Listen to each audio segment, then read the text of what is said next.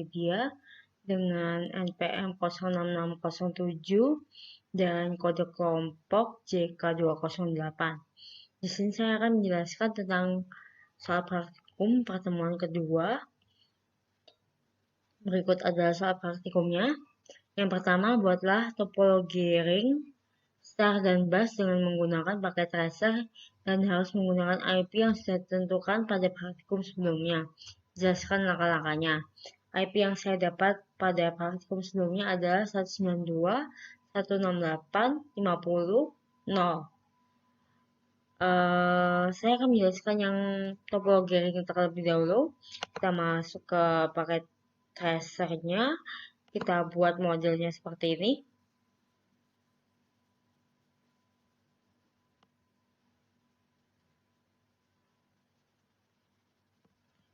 Lalu kita atur IP address-nya. Kita klik 2 kali pada PC-nya seperti ini. Lalu kita atur di IP configuration. Jadi seperti ini. 192.168.50.1. Lalu yang berikutnya seperti itu juga. 192.168.50.2. Lalu 192.168.50.3. Lalu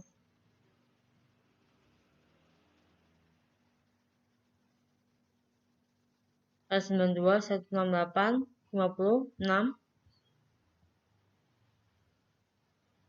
Lalu 192.168.55. Lalu yang terakhir 192.168.54. Setelah kita atur semua IP address-nya seperti tadi, lalu kita coba tes seperti ini.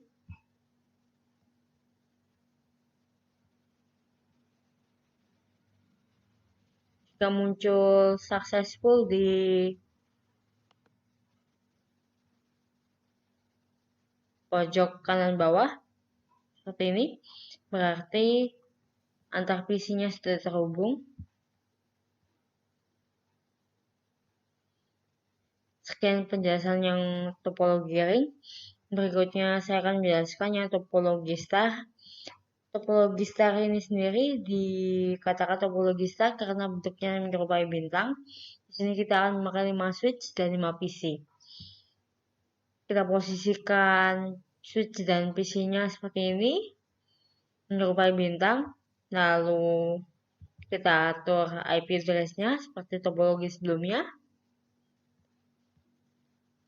yaitu 192.168.50.1 untuk PC pertama.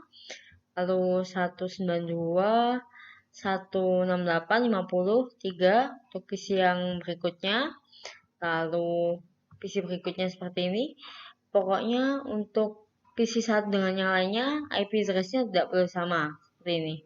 192.168.50.5. Lalu yang berikutnya 192.168.50.4.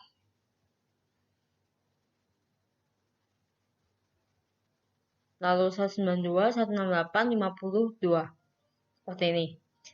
Lalu setelah itu kita cek menggunakan caranya tadi juga, sama seperti tadi, dengan cara klik logo pesan di atas itu. Lalu kita klik dari PC satu ke PC lainnya. Jika muncul tanda successful di bawah pojok kanan, berarti PC-nya sudah terhubung.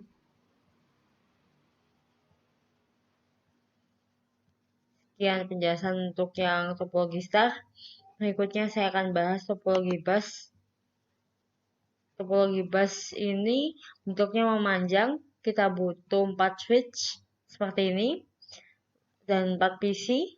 Lalu langkahnya seperti tadi. Kita atur IP-nya seperti ini. Yang pertama 192.168.50.1. Lalu ini kita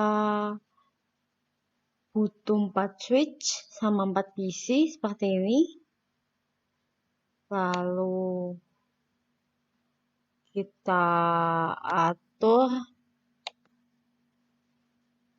dengan cara masuk ke PC pertama, masuk ke desktop, IP configuration, kita masukkan IP address-nya seperti ini, 192.168.50.1, subnet masknya kita samakan semua, 255.255.255.128. Lalu kita close. PC keduanya kita buat seperti ini, 192.168.50.2, subnet masknya samakan 255.255.128. Lalu PC ketiga kita masuk ke IP configuration-nya lagi, kita atur 192.168.50.3, terus subnet masknya 255.255.255.128. Dan PC keempat 192.168.54, subnet masknya 255.255.255.128. Setelah itu kita close. Setelah kita atur semua seperti itu, cara mengeceknya seperti ini. Kita klik yang panah di pojok kanan bawah itu, lalu kita klik lambang pesan di atas, kita klik dari PC ke PC. Jika muncul successful di pojok kanan bawah seperti ini, maka sudah berhasil. Kita coba PC yang lainnya seperti ini, successful. Sekian penjelasan untuk yang topologi bus. Terima kasih. Menjelaskan untuk soal yang nomor 2, kita akan membutuhkan 1 buah server, 1 buah switch, lalu 4 PC seperti ini. Lalu langkah berikutnya adalah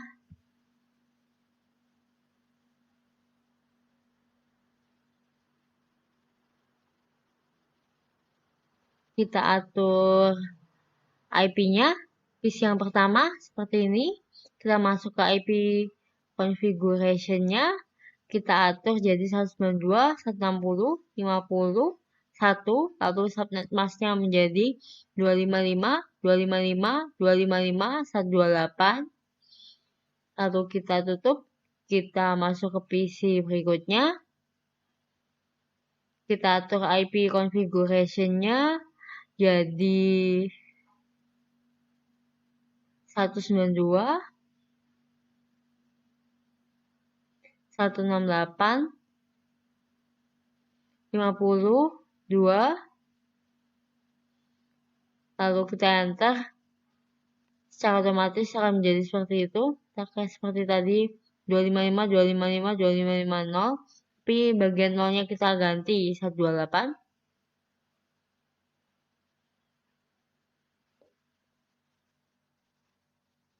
Lalu kita masuk lagi ke yang PC sebelumnya.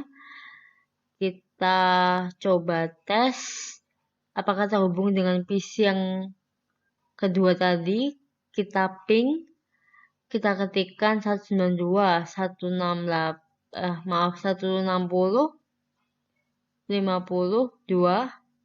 Jika ada balasan reply seperti ini, maka sudah terhubung.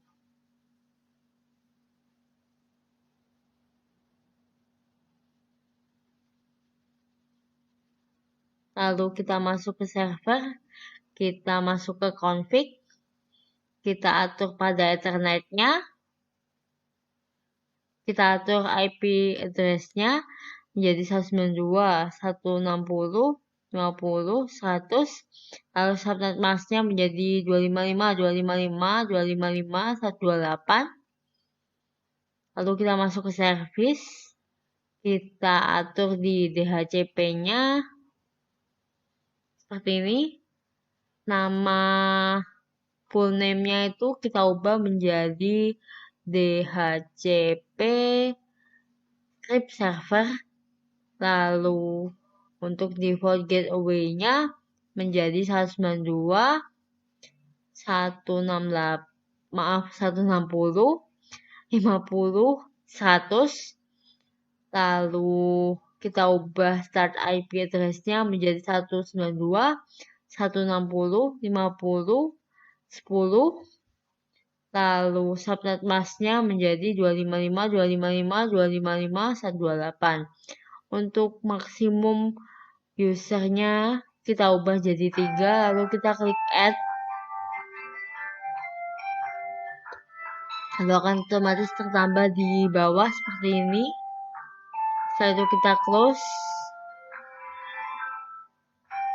Lalu kita atur untuk PC berikutnya, IP-nya.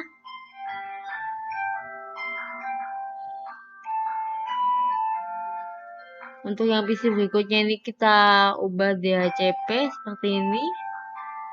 Lalu yang berikutnya juga sama. Kita akan ubah dari static ke DHCP. Percobaan nomor 2 itu DHCP-nya yang untuk PC 2 sama PC 3-nya gagal. Untuk yang soal nomor 2 ini, yang di setting DHCP-nya itu di PC 2 dan 3 itu gagal karena DHCP itu adalah layanan yang secara otomatis memberikan nomor IP kepada komputer yang meminta, dan sering terjadi bentrok antar portnya karena tidak diatur menggunakan VLAN. Kalau menggunakan VLAN itu harus dikonfigurasi menggunakan router. Lalu saya akan menjelaskan yang nomor 3. Jelaskan apa itu routing dan jelaskan perintah-perintah dasar pada Cisco router. Routing itu sendiri adalah sebuah alat yang mengirimkan paket data melalui sebuah jaringan atau internet menuju tujuannya melalui sebuah proses yang dikenal sebagai routing. Lalu proses routing terjadi pada 3 lapisan.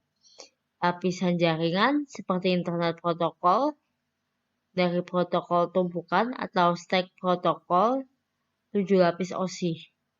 Lalu yang berikutnya, perintah dasar Cisco router.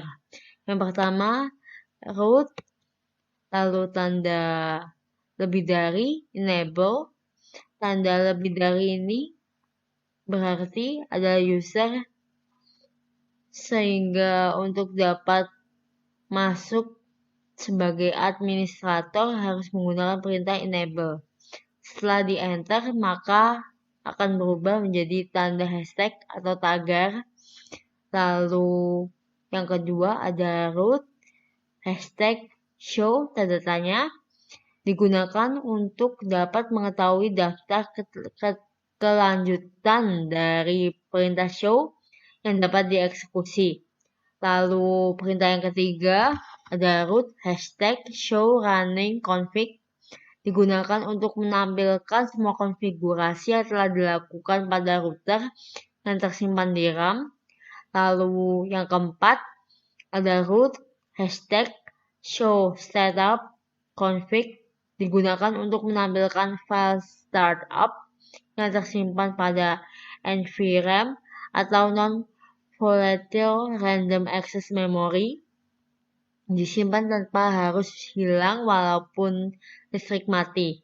Lalu yang kelima ada root hashtag copy running config startup config, yang fungsinya untuk menyimpan semua konfigurasi pada NVRAM sehingga setiap router dijalankan kembali konfigurasi awal masih ada. Lalu yang keenam ada root hashtag erase startup config, digunakan untuk menghapus seluruh konfigurasi pada NVRAM. Lalu yang ketujuh ada root hashtag copy running config TFTP, itu digunakan untuk apabila hendak menyimpan hasil konfigurasi secara jarak jauh menggunakan menggunakan protokol TFTP. Lalu untuk yang ke-8 ada root #showUsers. Itu digunakan untuk menampilkan jumlah orang yang terhubung ke router. Lalu yang ke-9 ada router #showARP.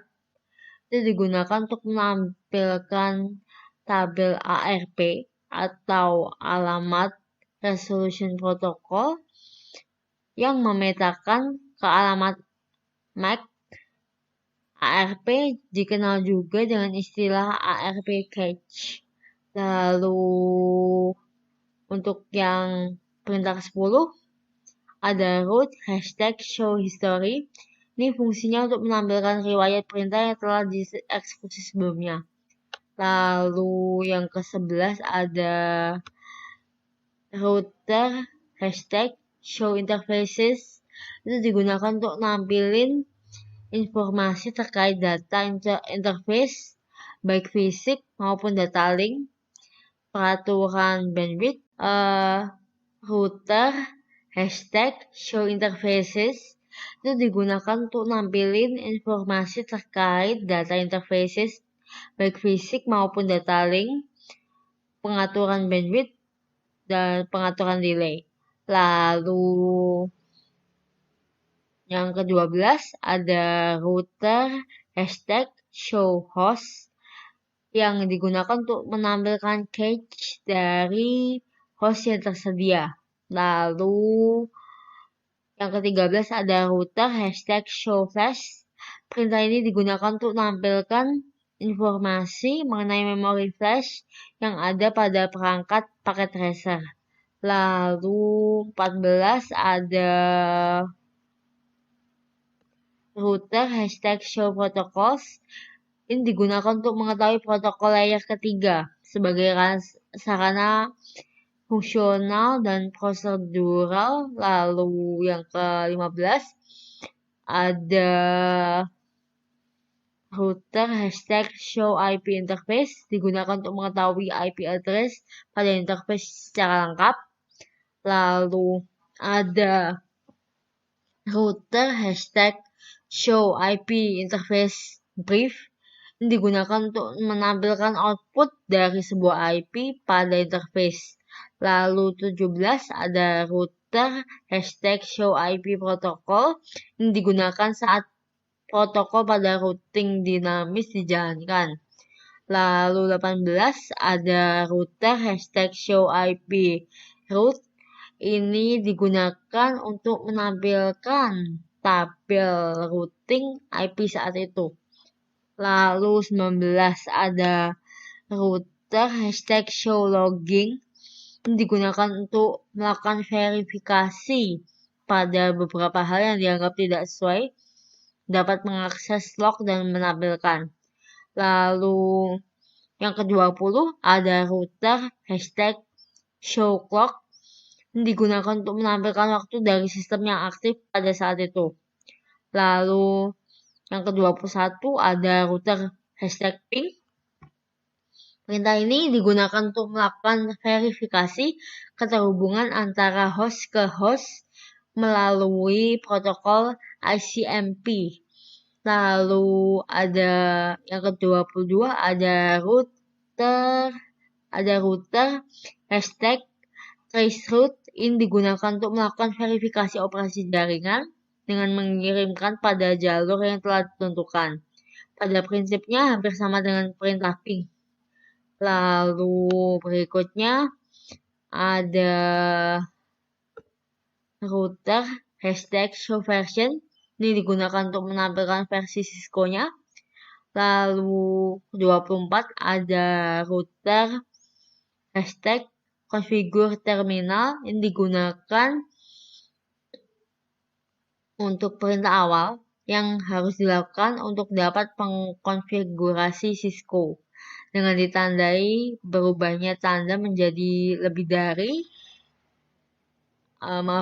maksud saya dengan ditandai berubahnya tanda lebih dari itu menjadi hashtag yang artinya berubah dari user menjadi admin. Lalu untuk yang Ke-25 ada router hashtag hostname. Ini digunakan untuk mengganti nama dari host yang secara default bahwa host bernama router. Cara penulisannya misalkan diubah menjadi kampus. Perintahnya adalah router hashtag hostname spasi kampus, maka nama host sudah berubah jadi dari router menjadi kampus. Lalu yang ke-26 ada router hashtag banner mode, digunakan untuk menambah mode atau message of the day sebagai banner atau pesan yang akan tampil di interface. Lalu yang ke-27 ada router hashtag no banner mode, itu digunakan untuk menghapus pesan mode. Lalu untuk yang ke-28 ada router config hashtag enable password, digunakan untuk mengaktifkan fitur password. Lalu berikutnya ada config hashtag client console, ini digunakan untuk masuk ke line console mode. Dengan masuk ke line console mode ini bisa mengatur berbagai pengaturan global. Lalu yang ke-30 ada router config line hashtag password admin, itu digunakan untuk memberikan password pada Cisco. Lalu yang ke-32 ada router config line hashtag login, itu digunakan untuk mengaktifkan fitur login saat user masuk ke mode konfigurasi, sehingga akan aman dari jangkauan orang yang tidak bertanggung jawab. Lalu ada router hashtag config line hashtag exec timeout 130. Perintah ini digunakan untuk mengatur fitur auto log off apabila fitur login diaktifkan. Nilai 1 pada perintah tersebut merupakan nilai menit, sedangkan yang 30 itu merupakan nilai detik. Artinya pengguna akan secara otomatis log off apabila tidak beraktivitas selama 1 menit 30 detik. Untuk mengatur agar pengguna tidak log off otomatis, maka perintah yang dijalankan adalah router config line hashtag exec timeout 00. Di sini saya akan menjelaskan untuk yang soal nomor 4. Kita butuh satu router, satu switch, dan satu PC dan satu laptop. Lalu kita masuk ke routernya, kita atur di CLI, awalnya kita jawab no. Lalu kita masukkan enable, lalu kita ketikkan configure terminal, lalu kita masukkan lagi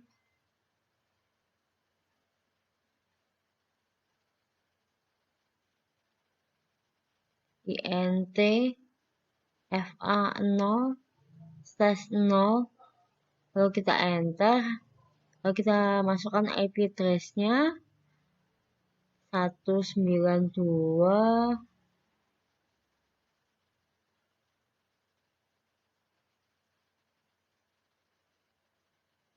168.50.1, lalu seperti biasa 255.255.255.128, terus masukkan no shutdown,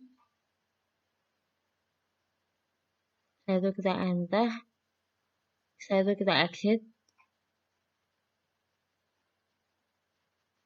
Itu untuk nyeting routernya.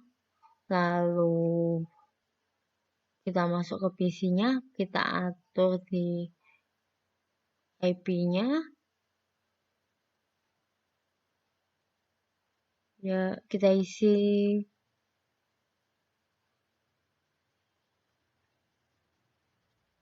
seperti yang tadi kita atur di router itu.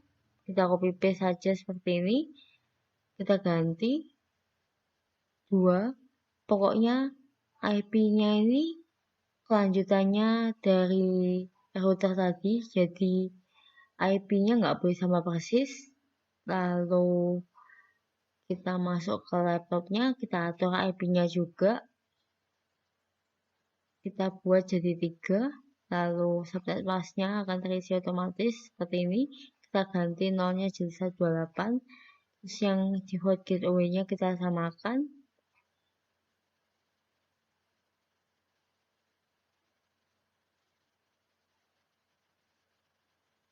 Terus kita tes lewat command prompt seperti ini, kita klik ping, lalu kita masukkan IP routernya, terus kita enter. Kalau berhasil bakal ada reply seperti ini.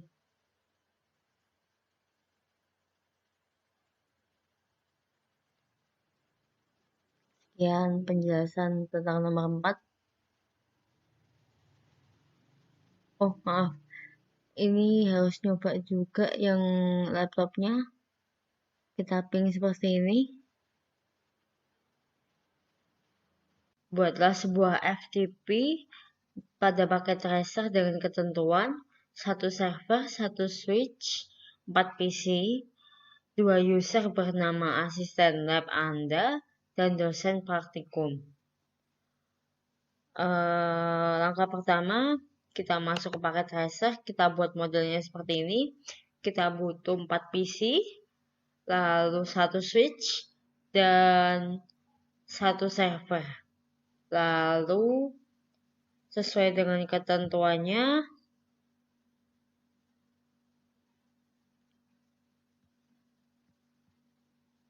kita akan buat 2 user dengan nama aslab dan dosen. Langkah pertama, kita setting dulu IP servernya jadi seperti ini, sesuai dengan praktikum sebelumnya, 192.168.50.1. Lalu kita enter, maka subnet masknya akan otomatis menjadi 255.255.255.0. Lalu untuk yang PC berikutnya ini, yang PC 0, 1, 2, dan 3 ini kita beri IP address terusan dari IP address-nya server, yaitu 192.168.50.2. Lalu yang berikutnya 192.168.50.3. Lalu yang berikutnya lagi 192.168.50.4. Lalu yang PC terakhir 192.168.50.5. Setelah itu, setelah semuanya diganti IP address-nya, kita masuk lagi ke server seperti ini. Lalu kita masuk ke service, kita klik di FTP, kita pastikan service-nya on. Lalu kita buat username-nya sesuai dengan yang tadi, nama aslab dan nama dosen. Nama aslab,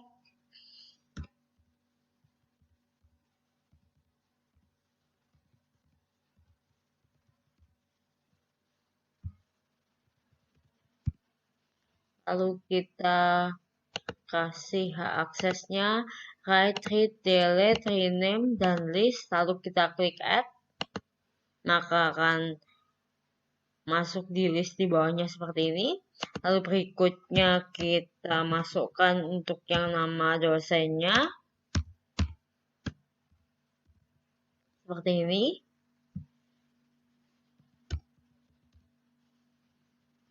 Kita beri hak akses yang sama, write, read, delete, rename, dan list. Lalu kita klik add seperti ini. Setelah sudah, kita close. Cara mengetesnya, kita masuk ke salah satu PC seperti ini, kita masuk command prompt, lalu kita ketikkan ftp spasi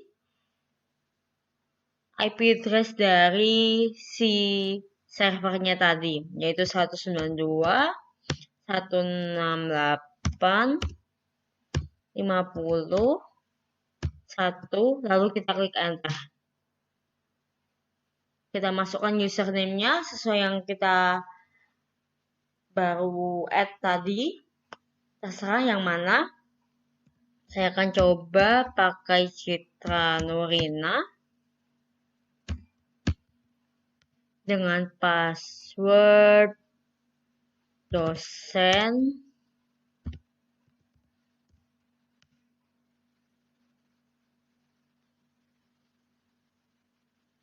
Jika sudah begini, berarti sudah bisa.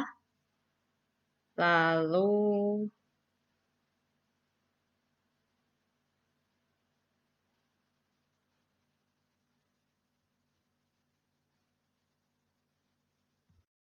nomor 6 terkait dengan kita membuat topologi bus dan menerapkan FTP. Di sini pertama-tama kita masuk ke Cisco Packet Tracer, kita buat modelnya seperti ini. Kita butuh 1 server, 4 switch, dan 4 PC. Lalu kita atur, kita masuk ke servernya, kita atur di IP-nya seperti ini. Kita buat IP address-nya jadi 192.168.50.1, lalu subnet masknya jadi 255.255.255.128. Lalu kita close. Untuk yang PC pertama sampai PC keempat ini kita buat IP terusan dari server tadi, 192.168.50.2. Kita enter seperti ini, lalu kita ganti yang digit terakhirnya jadi 28. Untuk subnet masknya 4 PC ini kita samakan semua. Setelah itu kita close, masuk ke PC berikutnya, kita atur IP-nya seperti tadi, 192.168.50.3. Lalu kita atur subnet masknya seperti ini, 255.255.255.128. Kita close, kita masuk ke PC berikutnya,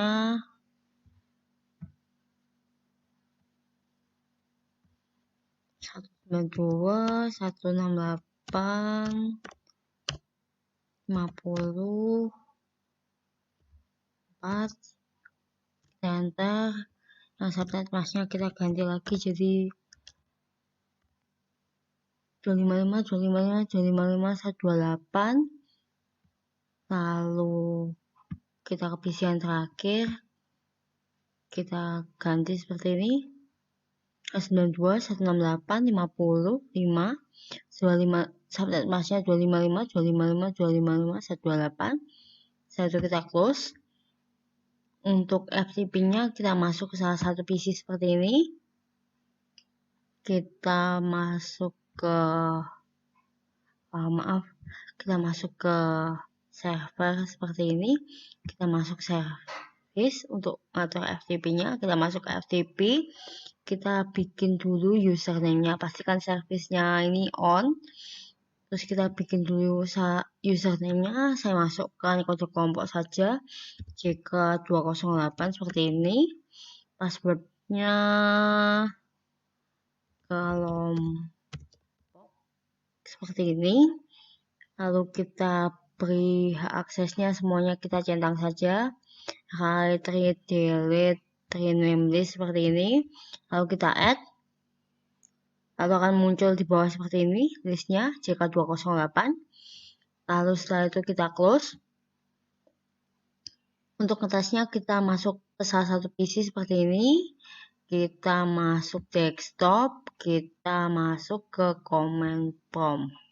Kita klik maksud saya kita ketik FTP spasi IP address dari servernya tadi 192.168.50.1.